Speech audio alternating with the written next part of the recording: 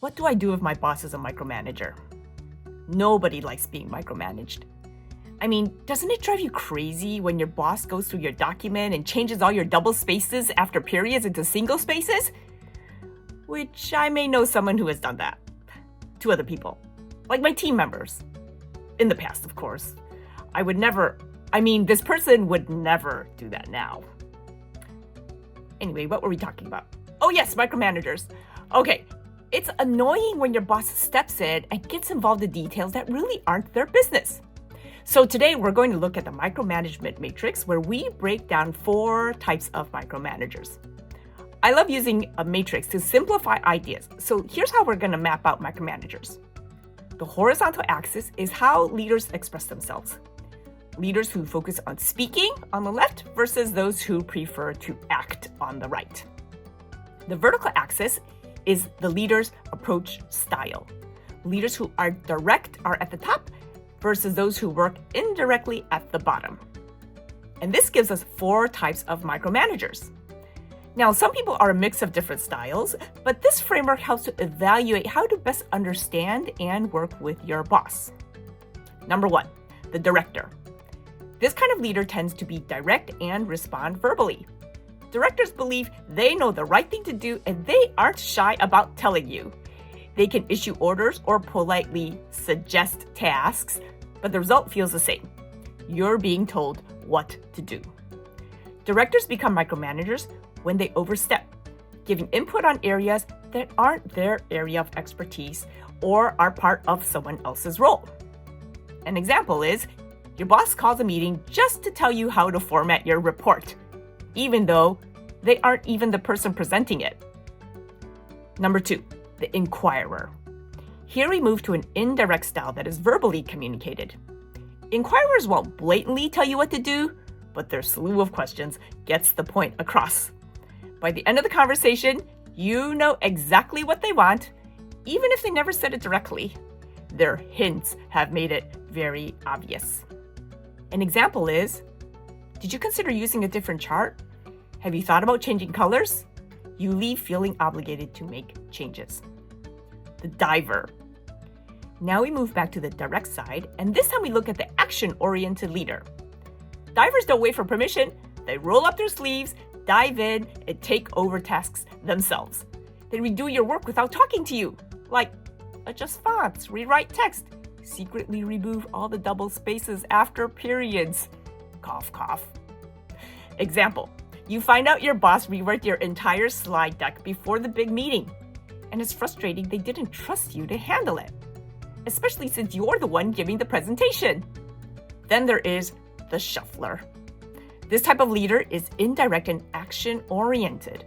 Shufflers don't meddle directly, but they work around you, shuffling things around.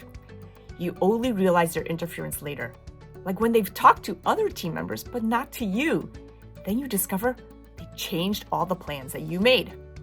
So example is, you discover your boss had side conversations with some key people about a project you're responsible for and made decisions without telling you.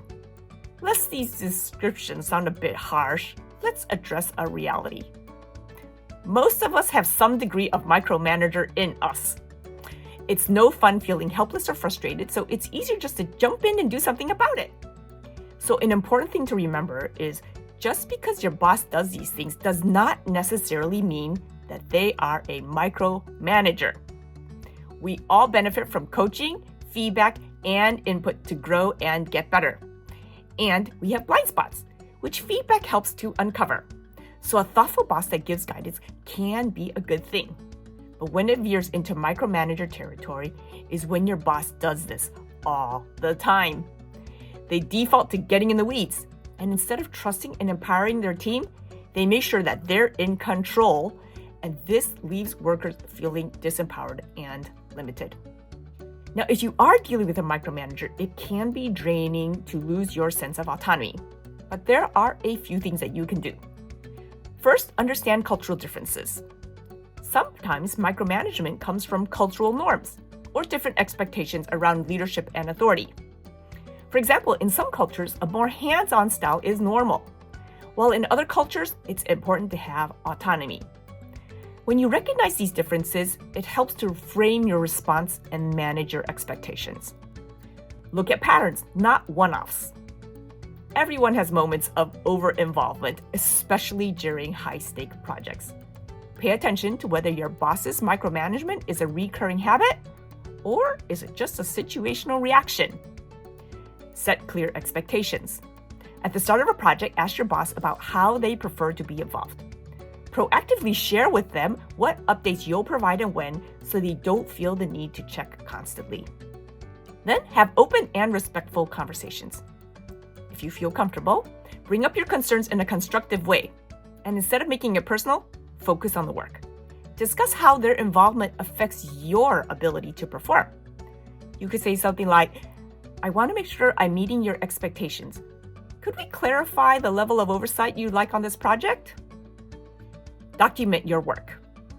Keep a record of your progress and decisions to show that you're on top of your responsibilities. Because when there are consistent results, your boss might feel less of a need or an urge to micromanage. Build trust over time. Trust is earned, especially with a micromanaging boss. When they see you being reliable, meeting deadlines, delivering quality work, their confidence in your ability grows. And that may cause them to naturally step back. Adjust your perspective. Sometimes what feels like micromanagement is actually just a different leadership style. If your boss's input does help you to improve, try to see it as coaching rather than control. And there's a reality to address too. Unfortunately, if your boss isn't open to feedback, your options are limited. And you either need to put up with it or find a new boss. And I know that's not always an easy thing to do.